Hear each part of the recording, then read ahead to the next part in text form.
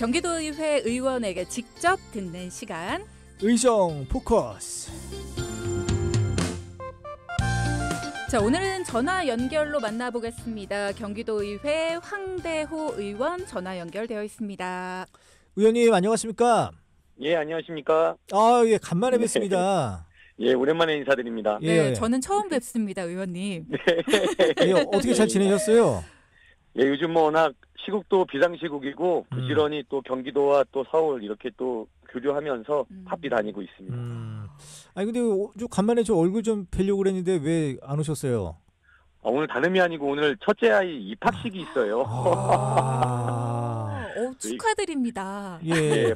벌써 초등학생이 돼서 야. 이제 오늘 또 학부형이 되는 또 역사적인 날입니다. 그죠. 기억에 남죠. 그런 날이. 근데 확실히 이런 뭐 방송보다도 역시 가족 일이 제일 중요하긴 해요. 맞습니다. 뭐라고 그런 게 아니라 진짜 중요하긴 합니다. 저도. 예. 네, 감사합니다. 이해해 주셔서. 네. 예, 주디님이 좀 리액션을 보내주세요. 예. 뭐라고 한 건가 아닌가를 제가 지금 고민하고 있었어요. 뭐라고 한 것 예. 같은데. 일단은 저는 처음 뵙는 자리인데 이렇게 목소리로만 들어서 조금 아쉽긴 한데요. 청취자분들도 저처럼 처음 뵙는 분도 계실 것 같아서 인사 부탁드립니다. 예, 안녕하세요. 청취자 여러분. 저는 경기도의 문화체육관광위원장 황대호입니다.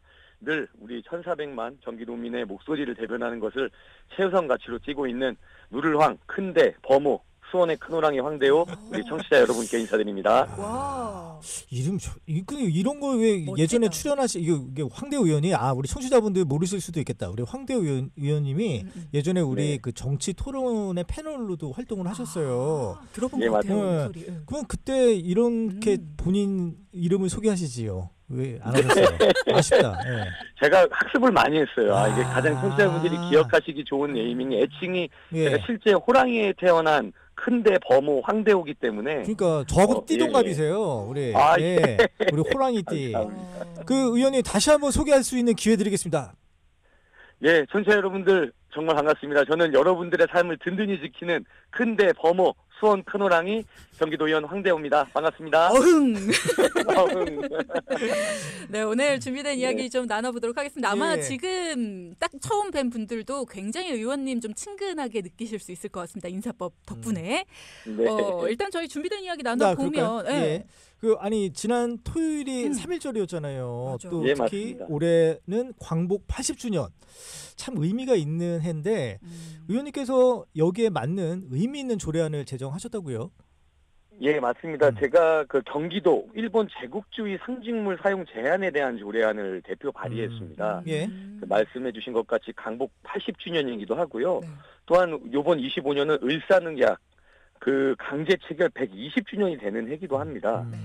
그래서 우리가 그 일본과의 어떤 반일 감정 이런 것이 아니라 오랜 역사적 이웃으로서 긴 세월을 함께 교류하면서 성장을 하고 있지만 역사적 진실도 마주봐야 되는 서로 간의 책무가 있거든요. 그래서 우리가 광복 80주년을 맞이해서 우리 국가적 위상을 좀 고취하고 우리나라의 역사적 정신을 좀 다시 되살리고자 상대적으로 강제징용이나 위안부 등 인륜적 범죄 행위 이런 것들에 대해서 이게 회제되고 있지 않은 이런 제국주의 상징물 이런 것들에 대한 조례를 좀 발의함으로써 역사 의식을 좀 고취해서 좀 역사를 잊은 민족에게 미래는 없다 이런 메시지를 좀 전하고 싶었습니다.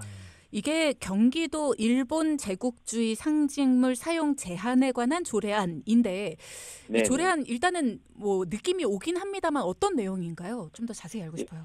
예, 구체적으로 일본 제국주의 상징물이라고 합니다. 그래서 여기서 일본 제국주의 상징물이라는 건요, 말 그대로 일본 제국주의를 상징하는 군사기나 조형물, 이를 연상시키는 이런 디자인 등 모두 일체를 얘기합니다. 그래서 적어도 경기도에서 직속적이라는 경기도청을 비롯한 직속기관, 출자 추정기관, 또 위탁사업을 하는 시민기관과 보조금을 받는 시민단체의 행사에 이러한 상징물이 어떤 게시되거나 어떤 표현되는 걸 원천적으로 금지하고요.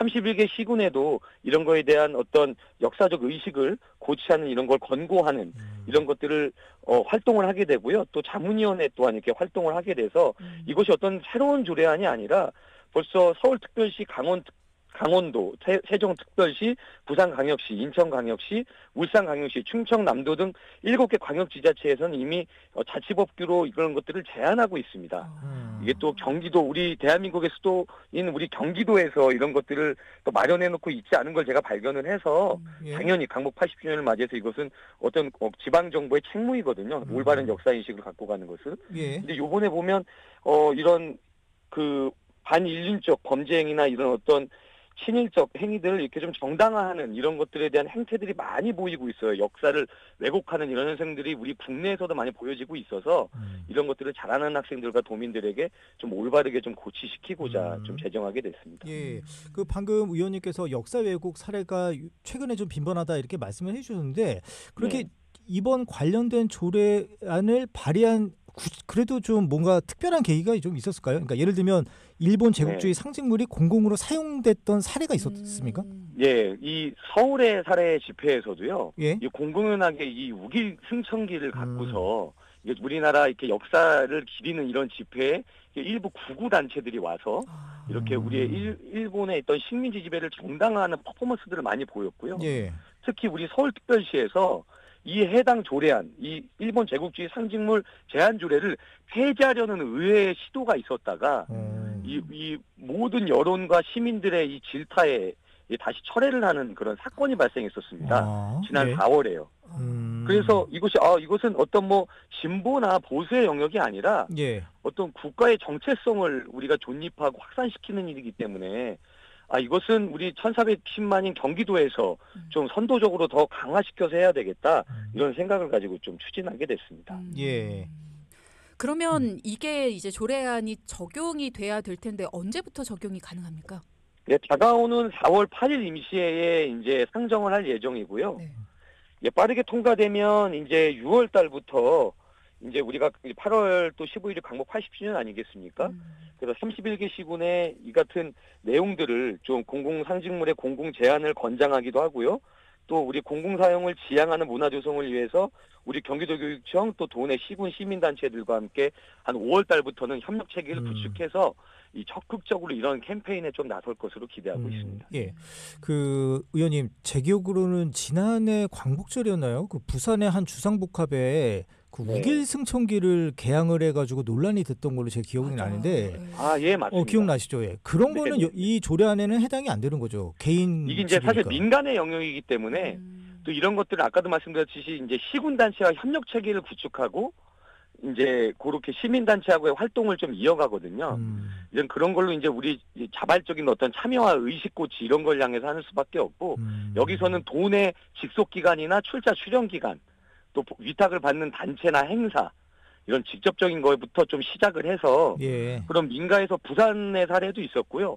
서울에서도 보면 저희 광복절날 이제 우길승천기를 개항하면서 이제 식민지 지배를 스스로 정당하는 그런 구구 유튜버들이나 이런 사례들이 굉장히 많이 자발적으로 일어나고 있습니다. 위안부 소녀상에 가서 되게 모욕적인 발언을 스스로 한다든가 그런 것들을 정당화하는 사례들이 있기 때문에 좀 이런 것들이 그런 역사의식을 바로잡는 데 좀 출발점에 섰으면 합니다. 차에 매달고 다니는 경우도 있었어요. 맞습니다. 그래서 막 신고도 들어가고 했었는데 이게 이제 민간의 영역이다 보니까 공공에서만큼은 우리가 좀 막아보자. 뭐 이런 조례안을 발의를 하신 거죠. 그동안 한국과 일본 사이의 객관적인 과거사 인식을 좀 해보자라면서 노력을 좀 많이 해오신 걸로 알고 있습니다. 지난 10대 경기도 의회에서도 비슷한 발의를 하셨죠. 예, 맞습니다. 그 경기도교육청 전범기업 기억에 관한 조례안이었습니다. 앞서 말씀드렸다시피 그 강제 징용자는 어떤 위안부나 여러 가지 침탈에 의해 많이 이슈화가 안 됐어요. 그런데 이것이 제가 거듭 말씀드리지만 우리 한일은 어떻게 보면 국제 수교를 가장 활발히 하는 무방 국가이기도 하고요. 반일 감정을 고취시키자는 게 아니라 전 독일의 사례를 늘 들었습니다. 독일이 나치하에 전행된 여러 가지 그런 잘못을 가장 적극적으로 사과하고요.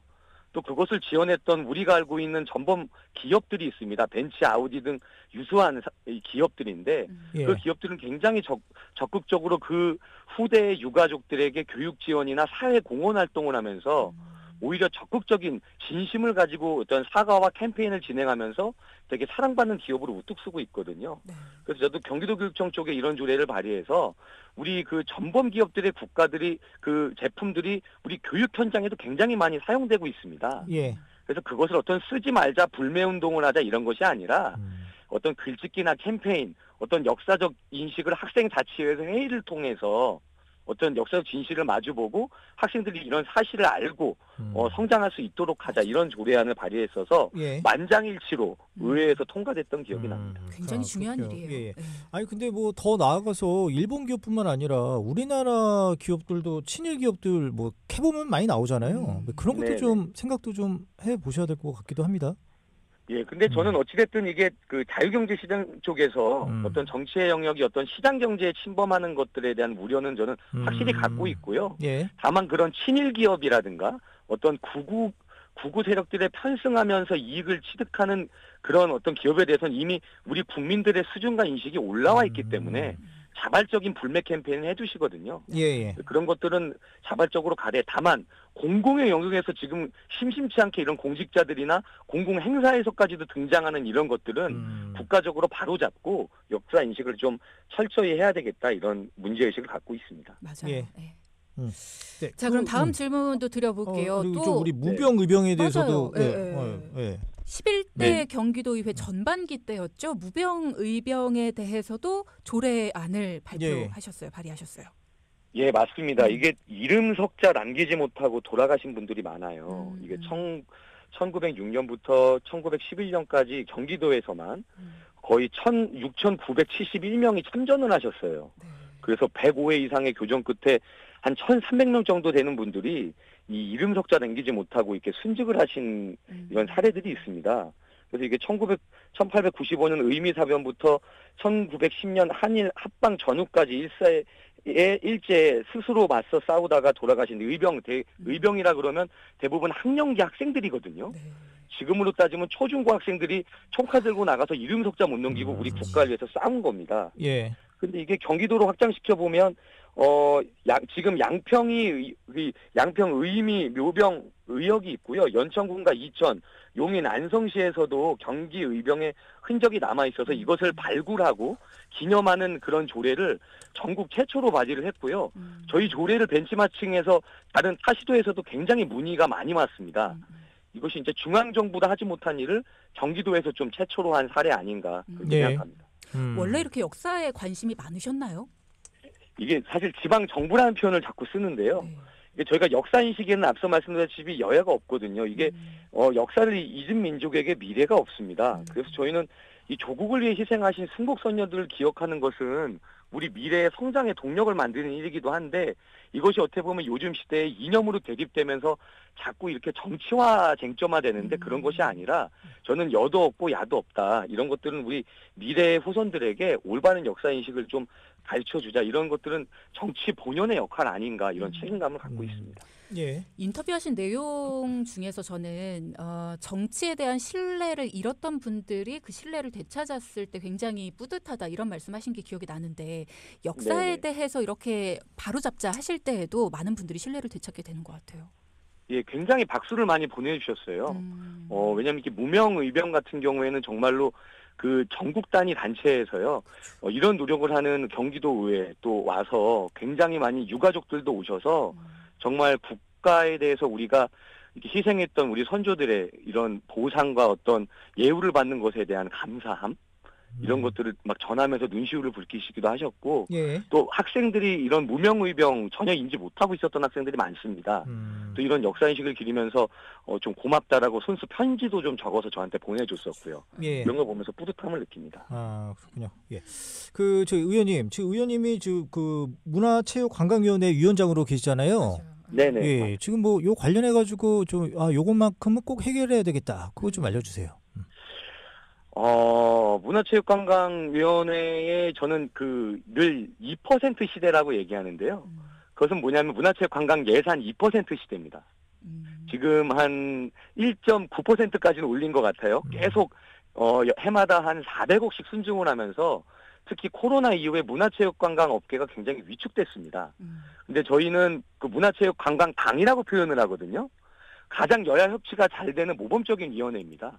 그래서 올해도 이런 비상시국 이후에 또 관광 한파가 몰아쳐서 여행 위기국으로 지정되면서 여러 가지 또 문화예술, 체육, 관광업계가 찬바람이 불고 있는데 저는 제가 문화체육관광당의 위원장으로서 정말 협치의 모델을 정말 여러분들께 보여드리고 싶습니다. 예. 그래서 어떤 행사성, 소모성 예산이 아니라 여러분들 삶과 지역, 여러분들 고장에서 이런 문화체육관광, 체육 정책을 체감할 수 있도록 최선을 다하겠다 이런 약속드립니다. 네. 예. 결과로 보여주는 정치인이 되겠다 이런 말씀을 하셨더라고요. 기대하겠습니다. 네, 감사합니다. 네, 수원시의 큰 호랑이. 예, 그 우리 황대호 의원이 되게 미남이세요. 그러니까요. 저 사진 보고 있는데 우리 그 아실지 모르겠는데 그 갯마을 차차차의 그 홍두시 역으로 나오신 분 있잖아요. 김선호 탤런트 좀 닮지 않았어요? 그죠? 아니 지금 옆에서 계속 갯마을 차차차를 검색을 하더라고요. 왜 이렇게 검색을 하시나요? 예. 이게 호자만 닮은 걸 해주십시오. 또 팬들에게 또 질타를 받을 수 있기 아니에요. 때문에. 예. 의원님 팬들도 많으시잖아요. 예. 예, 의원님 뭐 끝으로 좀 한 말씀 좀 우리 청취자분들께 인사 좀 나눠주세요. 예, 청취자 여러분, 요즘에 사실 이 정치 때문에 TV 보기 싫다는 분들이 너무 많으신데요. 제가 늘 다니면서 드리는 말씀이 정치가 절망이 아니라 희망이 되어야 된다고 저는 생각합니다. 이 맨날 선거 때에는 이 민생 부르짖으면서 표를 호소하면서 당선만 되면 이렇게 각자 진영에 매몰돼서 우리 시민들 어려워지는 민생 외면하는 그런 정치인 되지 말라고 많은 분들이 이렇게 조언도 해주시는데 저 큰호랑이 황대호 우리 문화체육관광위원장이기도 하지만 우리 선출직 정치인으로서 여러분들이 주신 한 표에 떳떳하게 끝까지 의정활동할 수 있도록 최선을 다하겠습니다. 네. 오늘도 행복한 하루 되십시오. 오늘 전화 연결 감사합니다. 네, 감사합니다. 네, 고맙습니다. 지금까지 경기도의회 황대호 의원과 함께했습니다.